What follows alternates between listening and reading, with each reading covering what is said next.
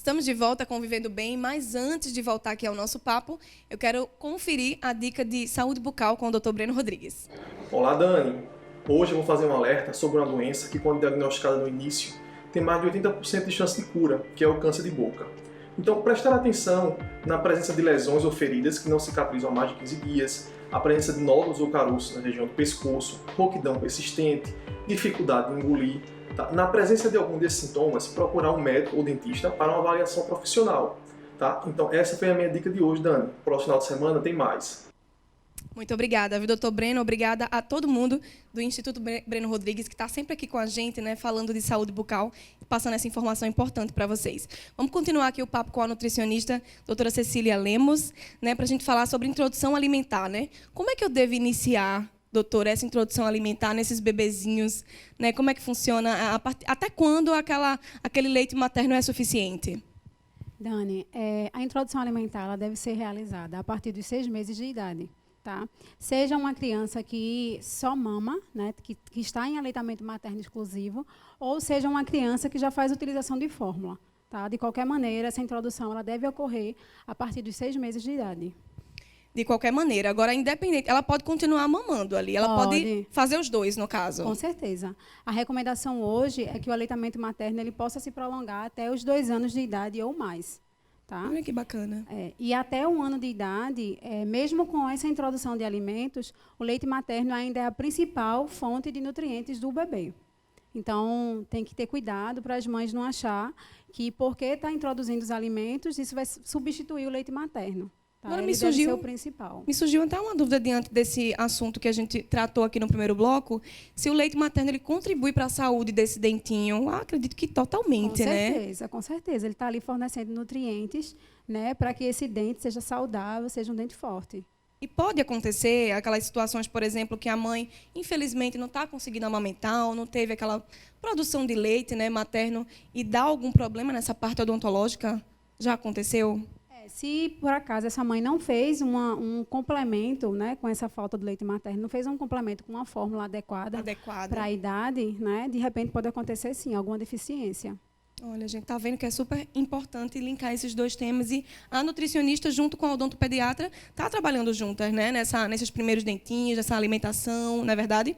Existem mais de um método, por exemplo, a introduzir a alimentação? Como é que funciona? Sim, tem os métodos principais que a gente ouve muito falar hoje em dia, né, principalmente o BLW, né, está muito bem difundido hoje em dia, que significa uma introdução alimentar que é guiada pelo bebê. Então, é aquele bebê que ele pega o alimento, ele pega com as próprias mãos e leva à boca, no tempo dele. Então, tem todo um cuidado que a mãe ou os cuidadores devem ter, né, para não estar forçando esse bebê, tá, a mais do que ele está preparado naquele momento. E outro tipo de introdução seria a participativa, né, onde a gente tenta fazer um meio termo com o BLW e também com a ajuda, utilizando talheres, utilizando a colher. Tá? E aquele mais tradicional, que hoje em dia a gente não usa tanto, né, que a gente, inclusive, não recomenda, que é aquela questão de liquidificar alimento, oferecer alimentos bem pastosos e líquidos para o bebê.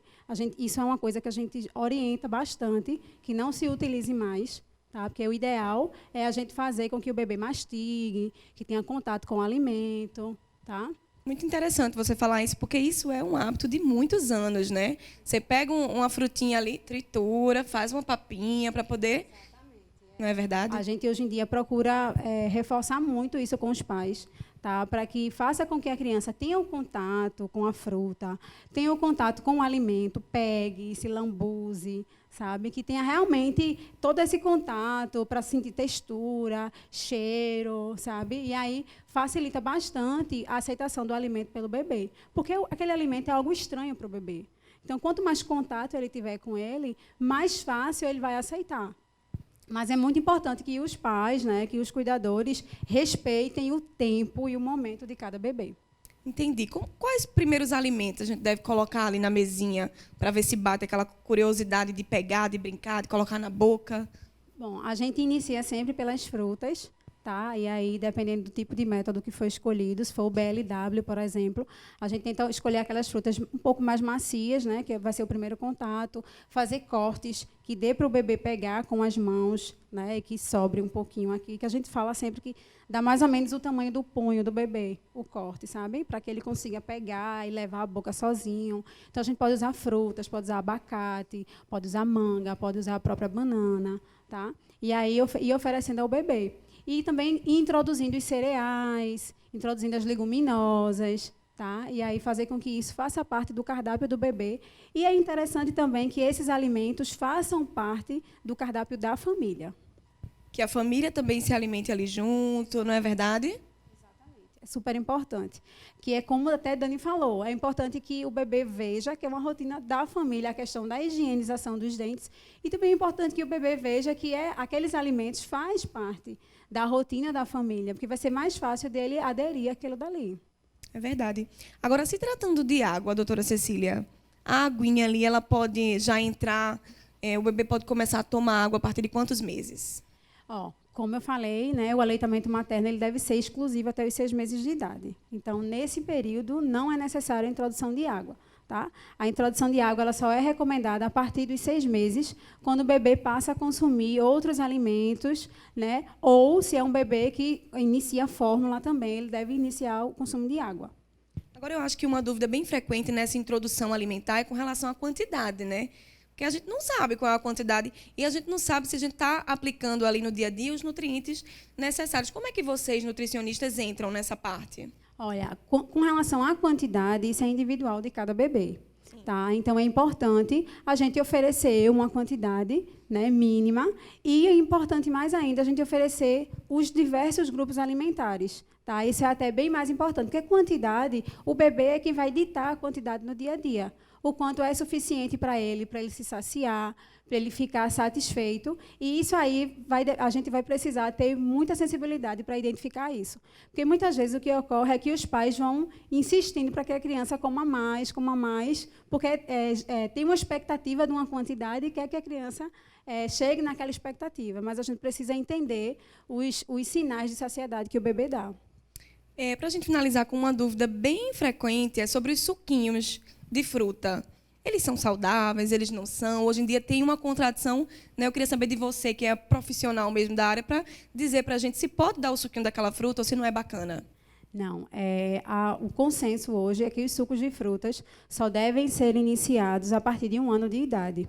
E aí, por faixas etárias, a gente tem um volume que seria recomendado de 1 a 3 anos, mais ou menos 120 ml, de 3 a 4 anos, já a quantidade aumenta para 175. Então, assim, antigamente tinha aquela história de um suquinho de laranja mimo. Então, não é recomendado mesmo. O que a gente recomenda é que a gente apresente, né, os pais apresentem o alimento, a fruta, a laranja, qual seja a fruta que vai apresentar para a criança, que ofereça a ela na íntegra. Porque aí ela vai consumir fibras, as vitaminas, os minerais, e não só o suco, que é um concentrado maior de açúcar. Olha, gente, que informação importante para esse final de semana, para as mamães que estão assistindo. Doutora Daniela, só para a gente finalizar, uma pergunta muito importante que ela deixou, que eu não perguntei, mas é importante falar. A partir de que idade aquele bebê ele pode passar a fazer essa escovação sozinho, independente ali? A escovação sozinha, ela deve ser realizada apenas por crianças maiores, tá? Os bebês, é importante que os pais realizem, mas que sempre incentivem para que eles consigam escovar sozinhos. Até os 6 anos, a gente considera que a escovação ela deve ser realizada pelos pais ou pelo cuidador. E, a partir dos 6 anos, essa escovação ela pode ser supervisionada. Então, se ela estiver fazendo direitinho, podemos liberar. Se não, a gente continua com a escovação realizada por um adulto. Ai, gente, queria agradecer muito a presença de vocês, pelas informações tão importantes que vocês trouxeram. Obrigada, doutora Daniela, viu? Obrigada, Dani, a gente que agradece. Vamos marcar mais vezes aí. Muito obrigada, doutora Cecília, por ter vindo mais uma vez. Sempre bom. Por nada, Dani, um prazer. Bom, a gente vai encerrando o programa, tá certo? Desejo a você um final de semana abençoado. Quero deixar um beijo enorme para todo mundo da loja Persone, que me veste aqui no programa, para todo mundo do salão Ciag Beauty também, que cuida aqui das madeixas, para o meu maquiador que está aqui na minha frente, Fernando Neri, que faz aqui a maquiagem de todo mundo da TV Nova, viu? Nossos parceiros. Para você, final de semana abençoado. Aproveita a tua família e os teus amigos. Um grande beijo. TV Nova em todo lugar.